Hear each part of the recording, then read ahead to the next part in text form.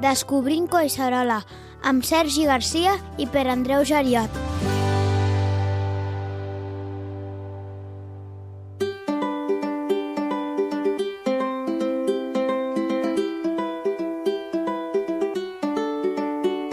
Sergi, bon dia, bona hora. Bon dia, com estàs? Molt bé. Mira, avui és el dia que has vingut a parlar no del teu llibre, que també n'has fet algun de llibre, si vols algun dia en parlem, però sí que parlem del teu tema, que és la marxa nòrdica. Podem explicar, per qui no tingui molt clar què és això de la marxa nòrdica, en què consisteix? Sí, tant. La marxa nòrdica és una tècnica de caminar amb uns bastons d'una manera concreta per afavorir la propulsió amb els bastons, no tant el suport, sinó que ens ajudi a anar cap endavant. Per si algú no ho ha vist mai, ve a ser com l'esquí de fons clàssic, però sense el lliscament que ofereix l'esquí de neu. I això ve del nord, com diu el nom. Correcte, ve de Finlàndia, de la dècada dels anys 30, quan va sortir com una forma d'entrenament per quan no hi havia neu, precisament, pels esquiadors, i a partir d'aquí va anar evolucionant fins a convertir-se en una activitat física que la pot practicar tothom o gairebé tothom i que es pot fer a qualsevol entorn on es pugui caminar. Parlaves de bastons, hem de dir bastons, no pals, això ja m'ho he pres. Quins requisits o quins elements fan falta? Una de les gràcies de la marxa nòrdica és que realment l'únic material imprescindible són aquests bastons, que són uns bastons específics, no són els bastons de trekking, de senderisme de tota la vida, sinó que tenen el puny i la dragonera específics, però tota la resta és simplement roba còmoda, calçat esportiu i adaptat a on vas a fer l'activitat i a la meteorologia del dia. Has dit la dragonera, que és allà on s'agafa el bastó, no? Exacte, és en lloc de la típica anella que tenen els bastons de senderisme, que potser és més fàcil de visualitzar, el bastó de marxa nòrdica té una dragonera que és com si fos una mena de guant que ens queda agafat a la mà completament. I quan arriba aquí a Catalunya la marxa nòrdica? Has parlat dels anys 30 del segle XX. Aquí va arribar bastant més tard, no? Sí, de fet, com a marxa nòrdica amb aquest nom així, o en anglès, amb el Nordic Walking, no és fins a l'any 96 que apareix. Fins aleshores hi ha coses, però no es considera marxa nòrdica. I aquí, a casa nostra, comença el 2004-2005, quan es funda l'Associació Esportiva Nordic Walking Catalunya, que és la primera entitat de tot l'Estat que reconeix la marxa nòrdica com a activitat pròpia. Abans has dit que qualsevol persona pot practicar la marxa nòrdica. Veiem sobretot gent gran, però gent jove també fa marxa nòrdica. Sí, aquí segurament ens costa més veure gent jove fent marxa nòrdica.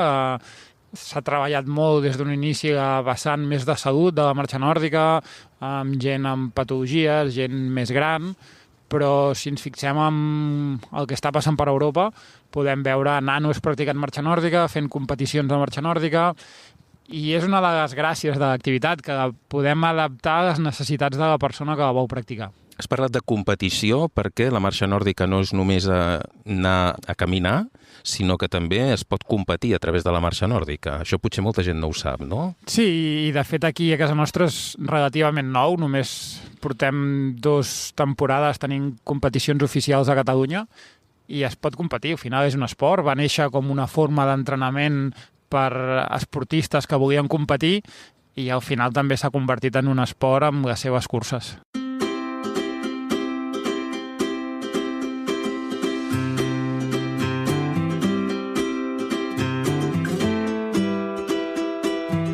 Descobrint Collserola, un podcast, quilòmetre zero, amb Sergi Garcia i Pere Andreu Geriot.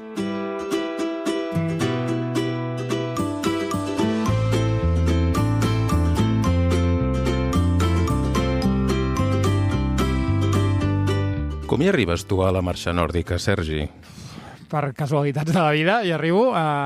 Ja fa una pila d'anys que estava vivint i treballant al Pirineu, a prop d'Andorra, i un dels meus germans va portar uns bastons molt estranys que s'havia comprat a Andorra, tot motivat, i en aquests bastons posava Nordic Walking. Vaig fer una búsqueda a Google per saber què era això del Nordic Walking i vaig trobar que al cap de 10 dies, més o menys, feien un curs a Calafell i m'hi vaig apuntar per veure què era això de la marxa nòrdica i com anava. Quan és? Quan va ser això? 2008, 2009. Però tu ja tenies experiència de moure't per la muntanya. Tu eres guia de muntanya, no? Sí, jo en aquell moment estava treballant al Pirineu, fent activitats a l'aire lliure, d'excursions, sortides en BTT i diferents coses al medi natural. Parlaves d'aquest curs que vas fer, que et va descobrir una mica aquesta disciplina. Vas veure aleshores que acabaries de venir una mica la teva vida, aquest món, o això va arribar després? Això va arribar després. En aquell moment simplement m'hi vaig apuntar per curiositat i sí que en aquell moment vaig veure que hi havia llocs d'Europa que estava creixent molt d'activitat i com que jo treballava a un hotel vaig pensar que podia ser una activitat més per poder cridar l'atenció de, sobretot, públic francès, que a França ja estaven treballant a la marxa nòrdica, com una activitat més per oferir, que acabaria sent l'activitat principal meva, en aquell moment no m'ho imaginava. Què és Vent d'Hora, Sergi? Vent d'Hora és un projecte que va començar el 2012 com una manera totalment egoista de poder-me dedicar a fer activitats al medi natural i ha esdevingut una comunitat de gent que ens agrada anar al medi natural a fer activitat física i descobrir una mica l'entorn per on ens movem. I és una xarxa social de veritat, diguéssim, on la gent acaba interaccionant, on acaba fent amistats, on acaben parlant de tot. I ara no et sabria dir ben bé què és Vent d'Hora, però jo crec que és això, és una comunitat de gent que es coneix a través de la marxa nòrdica i que acaben generant uns vincles que van més enllà de la marxa nòrdica. Vent d'Hora va néixer una mica ja mirant a Collserola? Sí, Vent d'Hora va néixer pensant en Collserola, bàsicament. Jo en aquell moment vivia a Barcelona i és el medi natural més proper que tenim. També a Barcelona és on hi ha més gent que pot fer activitat i que desconeixia, sobretot fa 13 anys, tot el que pot oferir Collserola. Ara, potser arran de la pandèmia, la gent ho ha descobert una mica més, però en aquell moment hi havia molta gent que no sabia què era Collserola i neix pensant en que serà la seu principal de la majoria d'activitats. El nom, jo crec que potser molta gent ja ho sap, però per algun despistat en remet a un mite del barcelonisme, no? Si ens llevem Vent d'Hora, serem imparables, no? Sí, una mica culpa seva és. El nom surt d'una pluja d'idees després de descartar altres noms perquè no teníem els dominis d'internet disponibles i va sortir la idea. És un concepte que també està com associat a l'excursionisme, a fer activitats al medi natural, d'aixecar-se aviat per anar d'hora a la muntanya. I sí, ens va agradar i ara és el nom. I ho sap el Pep Guardiola, que dona nom a una empresa? No, jo no ho he pogut dir, no ho he pogut fer arribar mai. Entenc que no en té ni idea. No sé si arran d'avui potser sí. Clar, són 13 anys els que porteu fent activitats, sobretot aquí, a la Serra de Collserola. Te la coneixes, allò, pam a pam, o encara hi ha algun racó que diguis per aquí no hem vingut a caminar? La conec bastant. Sí que és cert que tot el vessant barceloní és el que tenim més treballat perquè és d'on ens ve més la gent.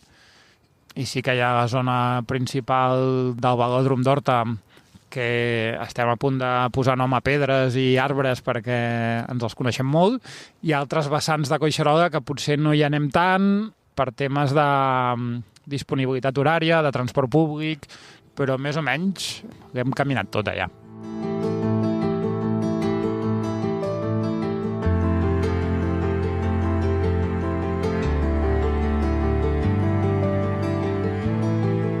Avui estem parlant de marxa nòrdica associada al que és el medi natural, però de marxa nòrdica es pot fer per la ciutat, també en mode urbà, per dir-ho així, no? La marxa nòrdica la podem fer a la ciutat, la podem fer al medi natural, i com tot té pros i contres. A la ciutat ens és molt fàcil, més una ciutat com Barcelona, que tenim el passeig marítim, la Diagonal, en diferents zones on es pot caminar de manera molt còmoda, fa que sigui molt fàcil practicar marxa nòrdica i segons per quins col·lectius de gent pot ser molt interessant d'anar al Parc de la Ciutadella i fer una volteta per allà, però la cabra tira al monte i nosaltres sempre tenim més tendència a pujar cap a Collserola. En Vendora feu grups de gent que surt a caminar. Ara parlaves fa una estona d'aquesta vessant social, però també heu introduït, en molts casos, la marxa nòrdica en centres cívics. És a dir, feu també una tasca de, no sé si dir, divulgació o difusió del que és aquesta disciplina, no? Sí, al final pensem que la marxa nòrdica és una activitat que pot ajudar a molta gent i això és el que ens diu la nostra experiència amb la gent que fa molts anys que veiem nosaltres.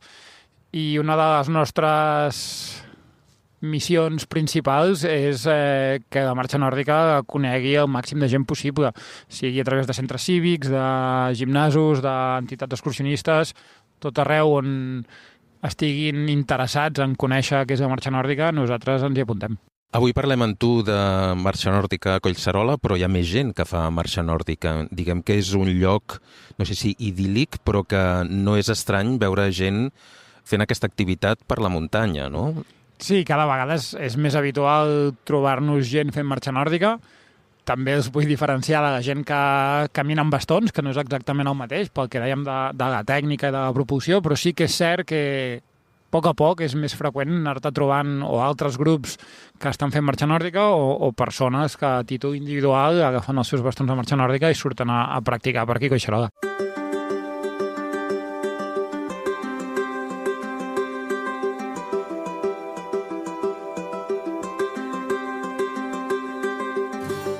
Fer marxa nòrdica a Collserola no és només caminar per la muntanya, sinó que hi ha un valor afegit, que és conèixer per allà on ens movem, no, Sergi? Sí, aquest també és un dels objectius nostres en Vendora, i és que la gent conegui el nostre entorn més proper, perquè creiem que és la manera de que la gent també se l'acabi estimant i defensant i protegint. Si no sabem per on passem, ens és igual passar per un lloc per un altre o fer marxa nòrdica en una cinta en un gimnàs. En canvi, si a poc la gent va reconeixent el turó d'en Segarra, el turó de la Magaroda, la font de la Poca Aigua o zones que hi anem passant habitualment, és més fàcil que la gent s'ho senti seu i formi part una mica de Collserola, també. Ara esteu d'aniversari. Normalment cada primer dissabte de febrer celebreu que us vau crear i us celebreu aquí, a Collserola. És una festa, no? Sí, és una idea que vam tenir ja el primer any de reunir el primer any 4 amics i 2 clients per celebrar que fèiem el primer anyet. En aquell moment ho vam fer pujant al Tibidabo i des d'aleshores cada any que ho celebrem a Collserola, que considerem que és casa nostra, i sempre ho celebrem amb la nostra gent. Aquest any som prop de 100 persones, l'evolució és important, i fem la festa aquesta una mica per agrair a la gent que puguem seguir fent anys i perquè és una ocasió de trobar-nos tots, de compartir el moment amb totes les cares conegudes de tots aquests temps. Doncs et sembla que coneguem alguna d'aquestes persones que formen part de la família de Vendora? Sí, tant, faltaria més. Et presentaré a 2 dels personatges mítics de Vendora. Són 2 persones que fa molts anys que ens acompanyen i que crec que poden explicar una mica què és Vendora. I després parlarem amb la Devi, que és la meva companya, sòcia de Vendora, i que també fa uns quants anys que està involucrada amb tot això.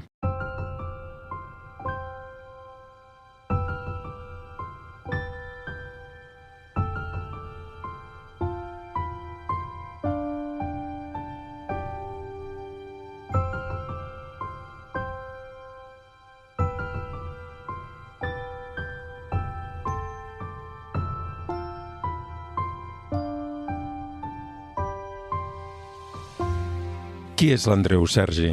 Andreu és el soci fundador de Vendora, pràcticament.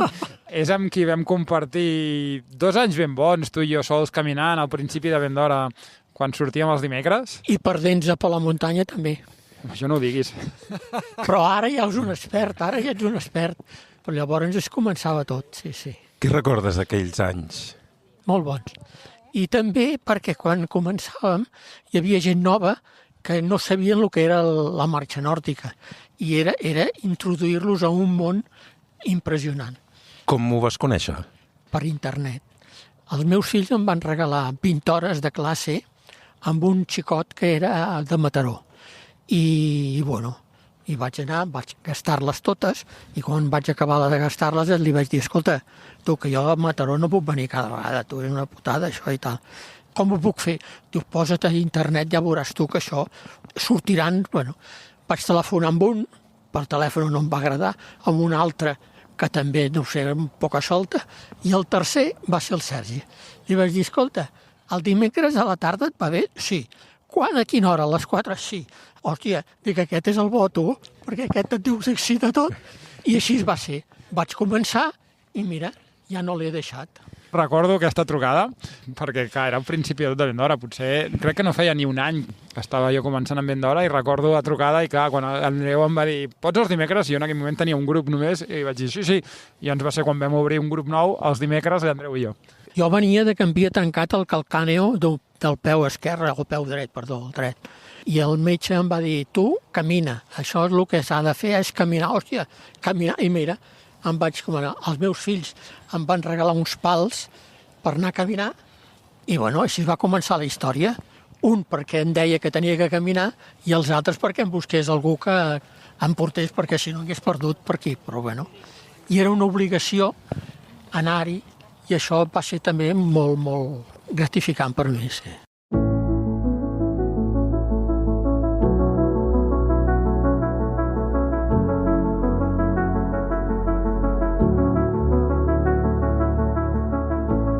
Doncs ara us presento la Conxita, que és una altra de les veteranes de Vendora. Quants anys portes a Vendora? Jo diria que són 12. De 13 que fem, eh? 12, 11, jo crec, Què t'hi va portar? Com ho vas conèixer? Doncs mitjançant unes amigues que venien amb el Sergi, però ja et dic, això la prehistòria, Ho vaig sentir parlar, vaig mirar això de la marxa nòrdica per internet, no ho entenia, pensava, marxa nòrdica, pals... I un dia vaig venir, i bueno, i fins avui, i espero que molts anys. Què és el que t'enganxa? Què és el que t'agrada de venir a fer marxa nòrdica a Collserola? Ostres, moltes coses. Primer, aprendre a fer marxa nòrdica, que sembla... No, caminar amb pals. No és ben bé això. Al darrere hi ha una tècnica, hi ha una sèrie de coses que no t'ho penses. La gent, ells, com porten l'empresa, es crea què et diré, com t'ho dic, una munió de coses, sentiments inclús, arribes, estàs malament i te'n vas superbé, aquestes coses. Ho trobes a faltar quan no ho fas, llavors, Sí, molt. Sí, molt. També hi ha el grup de competició, que és una altra història, i també allà aprens moltes coses. Guanyar és molt important, però que et donguin suport encara ho és més. No sé, una abraçada al final quan arribes, no sé, això no té preu.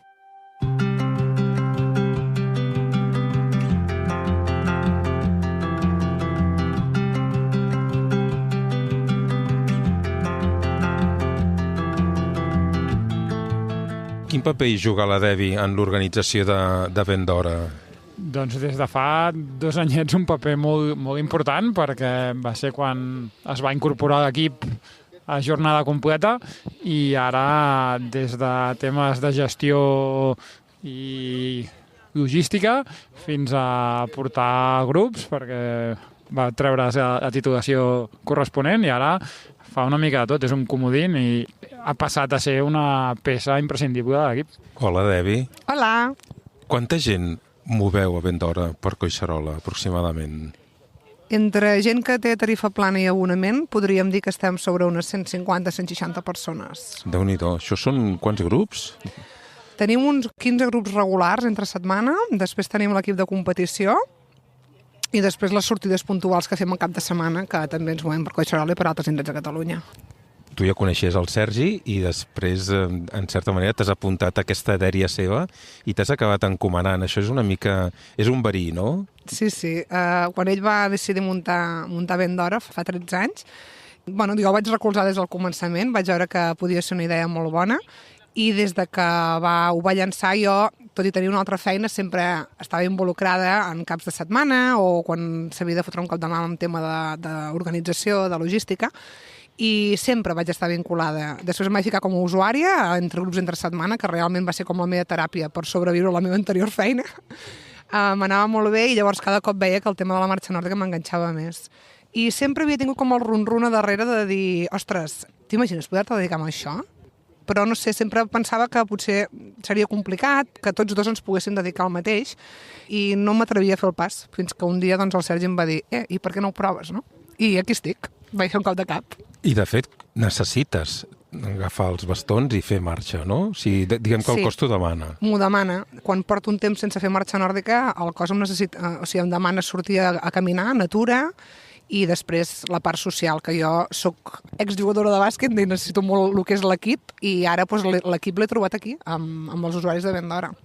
És una gran família, no, Debbie? Totalment, sí. Per mi ja són amics, vull dir, ha arribat un punt que de clients passen amics, i trobar aquesta línia és com molt fina, no? I és part de la nostra família, la veritat és que sí. Moltes gràcies, Debbie, per molts anys. Moltes gràcies a vosaltres.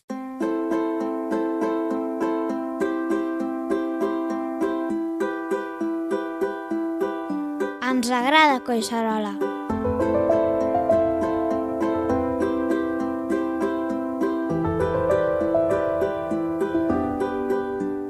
Una de les coses més evidents quan formes part d'aquesta gran família que deies de Ben d'Hora és el bon rotllo. Hi ha bon ambient en general, vull dir, mai m'he trobat algú o cap situació incòmoda, sinó més aviat tothom ve aquí per fer exercici, per fer aquesta activitat física, per descobrir la natura i, diguem, de manera positiva.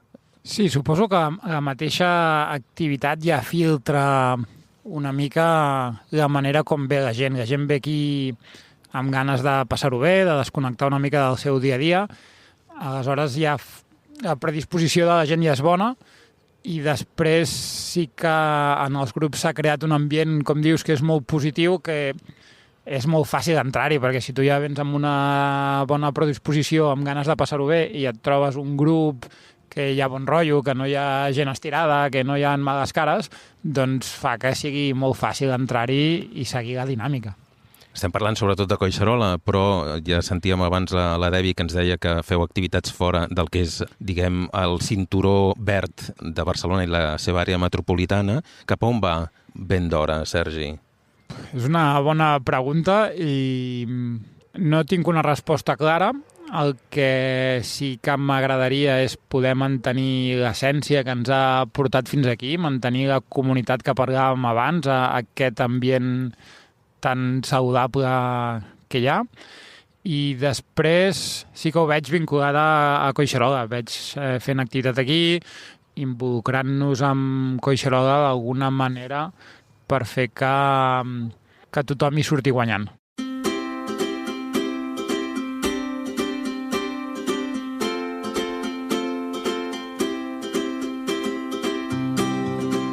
Bé, arribem al final d'aquest capítol de la marxa nòrdica. No sé si n'hi hauran més. Jo crec que sí, que potser més endavant en cau algun altre, però en tot cas ens venia molt de gust parlar d'aquest tema que ens uneix en el Sergi i en mi, i en el fons és a partir de la marxa nòrdica que neix aquest podcast. Per tant, tard o d'hora havia de sortir. Així que, Sergi, moltes gràcies. I abans d'acomiadar-nos, recordar doncs, totes aquelles vies per les quals ens poden contactar, on poden escoltar el podcast, on ens poden trobar, vaja, bàsicament. Sí, tota la cantarella de sempre. Tenim la pàgina web, descobrimcoixerola.cat, on anem publicant tots els capítols i on ens poden deixar comentaris. També tenim obert el correu d'info@descobrimcoixerola.cat, on ens encanta rebre correus amb propostes, idees, comentaris. I per últim, a les xarxes socials, a Facebook, a X i a Instagram, tenim perfils on també trobareu tot el que anem publicant i on també ens podeu anar deixant comentaris. També estem a YouTube, on també podeu escoltar tots els capítols. Doncs, Sergi Garcia, moltes gràcies una vegada més i fins aviat. Pere Andreu Geriot, gràcies a tu i anem a seguir amb l'aniversari.